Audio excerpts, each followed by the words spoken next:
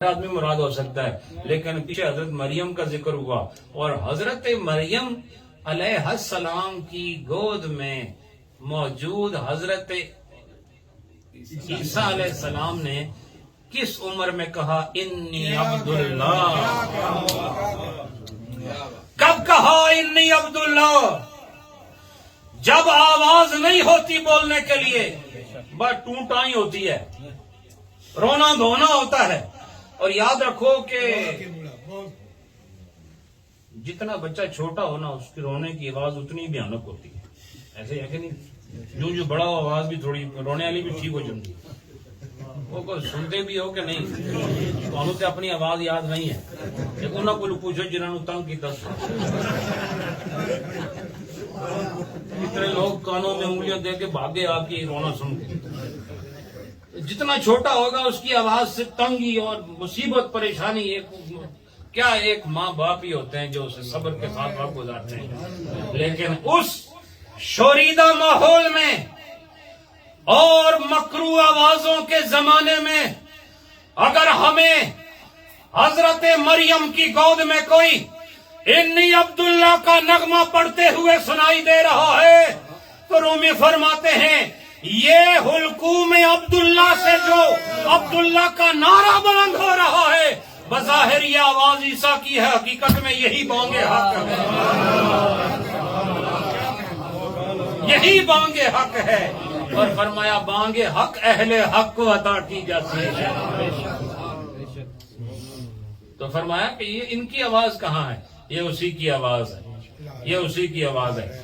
اب سنو، اب آخر میں دو شعر آ رہے ہیں اور ان دونوں کو میں بڑی تیزی سے پڑھ رہا ہوں۔ مشکل میرے لیے ہے، تو آرام نال بیٹھے ہوئے، لیکن میں اس مشکل کو برداشت کرنا ہوں، شاید یہی میرے لیے کفارہ بن جائے، شاید میرا یہ جمنا مجھے وہاں جمنے کا موقع دے۔ اب وہ حدیث جس میں حضور نے فرمایا کہ ایک وقت آتا ہے کہ خدا کہتا ہے بندے میں تیری آنکھ بن جاتا ہوں جس سے تو دیکھتا ہے، ایسا ہی ہے، بولو نا، بولتے نہیں آپ؟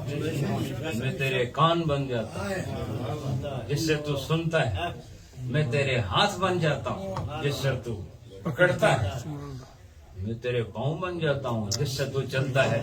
فرمایا دیکھو بات کہاں لا کے رومی علیہ خط ختم فرما رہے۔ اب یہ وہ جو پیر چنگی ہے وہ بیچارہ بھی بیٹھ گیا ادھر اپنے گھر میں واپس چلا گیا، پتہ نہیں کدوں واپس آؤ سی، وہ قصہ ادھر ہی رہ گیا۔ اب یہ نہ ابھی آگے جو بیان ہے من کان للہ کان اللہ لہو، آگے اس کا بیان شروع کر رہے ہیں، وہ قصہ بھی ادھر ہی بیٹھا ہوا ہے۔ تو اب دیکھیں موضوع میں پھر موضوع، یعنی درخت کے اندر شاخ اور شاخوں میں پھر اور شاخیں نکالنا رومی علیہ رحمہ کا مثنوی کا خوبصورت طریقہ۔ رومی علیہ رحمہ فرماتے ہیں اب ہم تمہیں بتاتے ہیں کہ جن کے حلق میں نکلنے والی آواز ان کی نہیں بلکہ کسی اور کی ہوتی ہے، اور وہ قرآن سے بھی ثابت ہے، وما ينطق عن الهوى۔ اب حدیث میں بھی وہی ہے، قرآن میں بھی وہی ہے۔ الفاظ میں تبدیلی ہو سکتی ہے لیکن الفاظ اصل نہیں ہوتے، اصل معنی ہوتا ہے۔ جیسے ہم کہتے ہیں جسم اصل نہیں ہوتا، اصل روح ہوتی ہے، کیونکہ اگر روح نہ ہو تو جسم کی کوئی قیمت نہیں، اور اگر معنی نہ ہو تو لفظوں کی قیمت باقی نہیں رہتی، ایسا ہی ہے۔ فرمایا بے معنی لفظ کی کوئی وقت نہیں، اور با معنی ہو تو پھر سبحان اللہ۔ اور فرمایا کہ اب رومی علیہ رحمہ فرماتے ہیں کہ اسی کو یہ جو آپ نے علماء سے سنا، ہم نے بھی سنا، یہ فنا فی اللہ کیا ہوتا ہے؟ فنا کا مطلب تو گم ہو جانا ہوتا ہے۔ اچھا گم ہونے کا مطلب کیا ہے؟ کہ آپ نظر نہ آئیں۔ بھائی جی تسی اجے بھی موجود ہو تو پھر کس قسم کا فنا ہے تھوڑا؟ فنا کا مطلب تو ایک چیز کا نہ ہونا ہوتا ہے، تو فنا فی اللہ کا مطلب یہ ہوتا ہے کہ اس کے جو حواس ہیں نا ذاتی، وہ اب ذاتی نہیں رہتے، اس کے حواس میں رب العالمین کی قدرتیں شامل ہو جاتی ہیں، یہ فنا ہوتا ہے۔ بھئی اگر وہ فنا ہو گیا تو پیچھے رہ سی کیا؟ فنا کا مطلب ختم ہونا نہیں ہوتا، فنا سے مراد وہ صفات جو بشری صفات ہیں اور وہ حواس جو بشری حواس ہیں ان حواس کے اندر سے اللہ کی ذاتی قدرتیں جب اس میں شامل ہو جائیں اور اس کے اپنی عادات ختم ہو جائیں تو پھر اسی کو فنا فی اللہ کی منزل کہا جاتا ہے۔ یہ کیسے ہو سکتا ہے جڑا اللہ والا ہو گیا وہ بھی فنا ہو گیا؟ اللہ والا فنا نہیں ہوتا، اس کو بقا ملتی ہے۔ فنا کا مطلب یہ کہ اپنی عادتیں فنا کرنی پڑتی ہیں، اس کو فنا فی اللہ کہتے ہیں۔ اور وہ اسی حدیث میں کہ لا یزال عبدی یتقرب الی بالنوافل، یہ اسی حدیث کی روح سے میں سمجھا رہا ہوں فنا فی اللہ کیا ہوتا ہے۔ اور رومی علیہ رحمہ بھی اسی کو فرما رہے ہیں، گفت او را من زبان و چشم تو،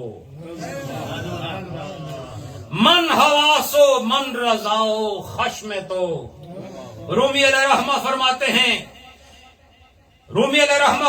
ہیں گفت اورا من زبان چشم تو، فرمایا کہ اب تیرا گفت و تیری زبان تیری کہاں ہے یہ میری ہو گئی ہے، اور تیری آنکھ تیری کہاں رہی یہ میری ہو گئی ہے، اور تیرے حواس من حواس و من رضا و خشم تو، فرمایا اب تیرے حواس تیرے کا رہے، یہ تیرے اندر جو حواس ہیں یعنی حس کی قوت، دیکھنا بولنا سونگنا چکھنا چلنا پکڑنا، یہ ساری چیزیں اب تیری نہیں رہی میری ہو گئی۔ یہاں کہتے ہیں تیری ناراضگی میری ناراضگی ہے، تیری رضا میری رضا۔